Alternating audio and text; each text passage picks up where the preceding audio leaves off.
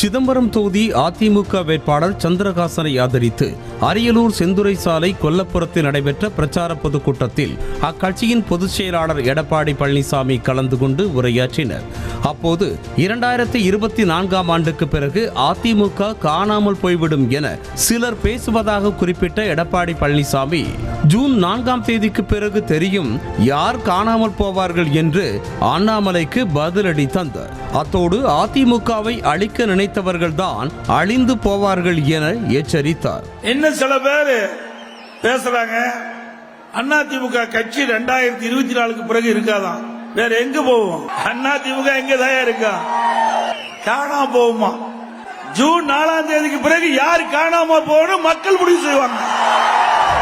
மகளிர் உரிமை தொகை 1,15,00,000 பேருக்கு வழங்கப்படுவதாக முதலமைச்சர் பொய் பேசுவதாக குற்றம் சாட்டிய EPS 70 லட்சம் பெண்களுக்கு மட்டுமே அந்த தொகை போய் சேருவதாக தெரிவித்தார். ஆட்சி அமைத்த பிறகு ஸ்டாலின் அப்படியே தகுதியானவருக்கு தான் குடும்ப தலைவிக்கு கொடுக்கப்படும் என்று அப்படியே லேட்டர் மாத்திட்டார். இன்றைக்கு 1,15,00,000 பேருக்கு தருவதா சொல்றாரு. இல்ல, பார்த்தா 70 லட்சம் பேருக்கு தான் போயிட்டு இருக்கு. அதுலயும் பொய். 70 லட்சம் குடும்ப தலைவிக்கு தான் மாதந்தோறும் 1000 கொடுக்கறாங்க. சொல்றது 1,15,00,000.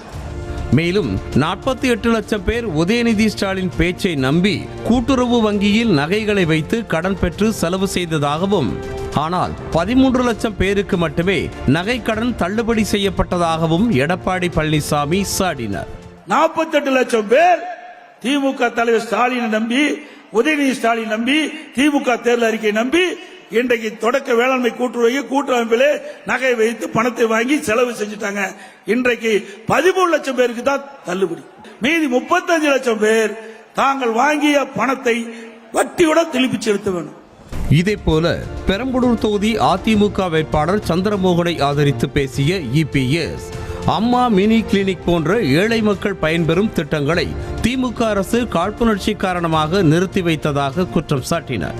அத்தோடு அதானி, அம்பானி போன்றவர்களின் கார்ப்பரேட் நிறுவனங்களுக்கு மத்திய அரசு வரி சலுகைகளை வாரி இறைப்பதாகவும் எடப்பாடி பழனிசாமி கூறினார்.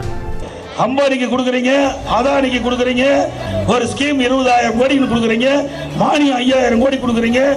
ஏன் ஏழைகளுக்கு 3,000 கொடுத்தா என்ன தப்பு? அந்த அம்பானிக்கும் ஒரு ஓட்டு தான், இங்க இருக்கிற மக்களுக்கும் அதே ஓட்டு தான். செய்திகளை உடனுக்குடனும் துல்லியமாகவும் தெரிந்து கொள்ள சப்ஸ்கிரைப் பண்ணுங்க.